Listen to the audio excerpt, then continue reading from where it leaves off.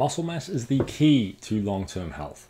So over the last few years, I've been researching and studying and talking to experts and scientists, etc., about muscle mass. And I've perceived muscle mass as this sort of fountain of youth. And I kind of want to explain why I think in some cases it is, and some cases it isn't. At the end of the day, muscle mass can do a lot for your health. So if you increase your muscle mass, you increase your ability to handle glucose. So therefore that leads to lower levels of type 2 diabetes, things like that. You're also going to get stronger, therefore you feel better and you can run faster, you'll age slower. How much of this is true and how much of this is not really reality? So at the end of the day, a lot of us get into bodybuilding and fitness because we want to get jacked, and that's cool. We all want to get yoked because being jacked is fun. But I think after a few years, we kind of realize there's a lot more to it than that. You find a lot of people get into fitness and they kind of see it as just getting jacked. And I think a lot of the time it can just be that. But when you see it as this long-term pursuit of progress over time, like if you think of that Socrates quote, "It is a shame for a man to grow old without seeing the beauty and strength of which his body is capable." And so what that quote really means is like, it's not necessarily that you need to be a bodybuilder and maximize your muscle mass. Like that is cool. And I love bodybuilding. I think it's great. It's a cool sport.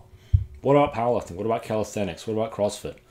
Are those just shit? Should we just throw them out? No. I think in any way you should really pursue muscle mass and health. But I do, at the end of the day, I do think muscle mass has an exorbitant impact on health compared to other methods. Like for example, you think about a distance runner, and distance running can be a really, really healthy sport, and a lot of people have achieved health through that. But I think one thing that it does lead to be desired is those long-term changes. So long-term changes from distance running are going to be things like you're going to have a lower resting heart rate, your heart's going to be way more efficient, your blood vessels are going to be way more efficient, there's going to be health impacts for years to come. But with muscle mass, it's something that once you've gained a lot of muscle mass, those changes are kind of always there. So when we gain muscle get bigger. So acutely at the start, we have this kind of swelling, right? This swelling process in the muscle is called sarcoplasmic hypertrophy. And that stuff is great and it leads to a lot of progress. But at the end of the day, myofibrillar or muscle fiber hypertrophy is the thing that lasts for a long time. But also what happens is we have satellite cells that multiply as we gain muscle. And this is kind of what we think. We don't actually know yet. So there's a lot still to be figured out in the science about muscle memory. But muscle memory is real. We know it's real. And we know it has a massive impact.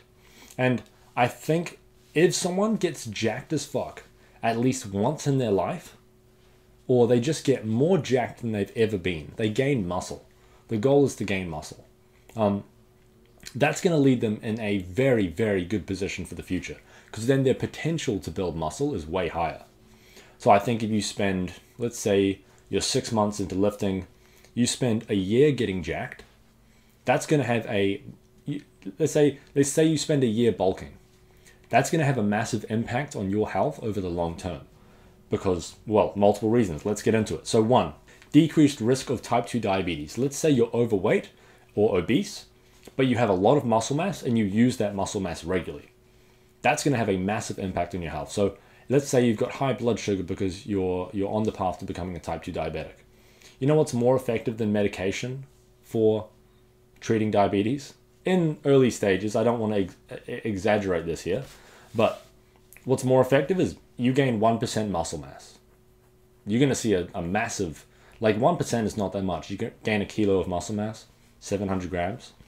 In my first year of lifting, I gained 10 kilos of muscle. 10 kilos. It was somewhere in that range. And that's a lot more than that. But I trained pretty hard. Let's say someone just trains twice a week. They train pretty hard twice a week. The impact on their health from that is going to be pretty damn massive. But if we think about aging, for example, how is muscle anti-aging? I'm not necessarily talking looks, so you can be looking like a silver fox. You got white hair, but you look super young. I'm not talking about that. I'm not being a sexy old dude. I'm talking about how young do you feel when you get up from a chair? How does that feel? If you're 70 years old and you stand up after watching TV, how are you doing then? What's your bone density like? Those are the kind of things that lifting weights, muscle mass, exercise in any form that's going to give you more muscle mass. Even running will give you muscle mass if you don't do any exercise. Even walking will in really sedentary populations. So yeah, we're going to see increased bone density. Another one that we're going to see is decreased levels of pain in diseases like arthritis. So why do we care about that? Pretty much everyone's going to get arthritis when you get older. In some joint, you're going to have some level of degradation. What's one way to decrease that? Realize the fact that we're adaptable, and the more stress you put through a joint to a point, you're going to lead to some adaptations. You're going to lead to better cartilage, better tendons, better muscle mass. And the fact is, muscle mass is an organ, and it's not just about the muscle, it's about the surrounding tissue as well. So in patients with arthritis, even if they already have arthritis, if they start lifting weights, they have decreased levels of pain. So another thing is, obviously we have a little bit of a crisis around obesity at the moment. It's something that I think it's not as simple as just saying everyone's lazy. People who are obese had more muscle mass, they would likely be a lot healthier. And so how is that possible? One, glucose control, bone density, a lot of the things we've already mentioned. But the negative effects of being obese are likely directly mitigated by having more muscle mass, so they can be more metabolically healthy or metabolically flexible. One of the major things that I think is really important here is there's this disease called sarcopenia. Basically, it's not a disease, it's just losing muscle mass as you age. So why do we care about that? So whenever we lose muscle mass, we also lose a unit of strength. We lose a little bit of strength. That's always different for certain people. But after about the age of 40, we're losing about 1% muscle mass per year. So that doesn't sound like much, but let's say by the time we're 80, we've lost 40% of our muscle mass. If we're rarely sedentary, maybe 50%. And that is a lot. That makes a massive difference. That might cut your strength in half. So then that's why getting up from a chair or chopping onions or opening a bottle of milk, things like that, that's why that can become really, really difficult in old populations. But then you see some old people where they're 100 years old, they can still do all this stuff, they can still be active, and then they might pass away for other reasons. So I think it's not just about considering how long are you going to live, but also about your health span. And I think muscle mass is crucial to increase your health span, because we want you to live a life that's as long as possible, but also as fulfilled, happy, and healthy as possible. And health is not this unidimensional thing of are you sick or are you healthy?